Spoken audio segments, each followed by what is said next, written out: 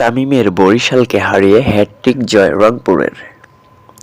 রংপুর রাইডার্সের শক্তিশালী বোলিং লাইন-আপের সামনে দাঁড়াতেই পারেনি ফরচুন বরিশালের ব্যাটাররা।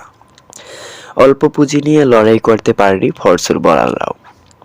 সাইফ হাসানের অপরাজিত 50-তে সহজ জয় পেয়েছে রংপুর।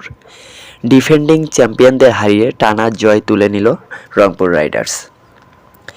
মিরপুরে টসে হেরে আগে ব্যাট করতে নেমে 18 ওভার 4 বলে সবকয়টি উইকেট হারিয়ে 124 রান করে বরিশাল।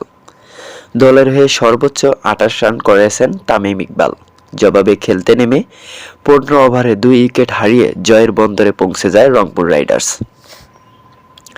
125 রানে জয়ের লক্ষ্য খেলতে নেমে শুরুটা মোটেও ভালো হয়নি রংপুরের।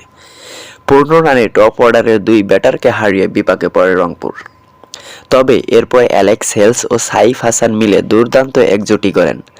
তাদের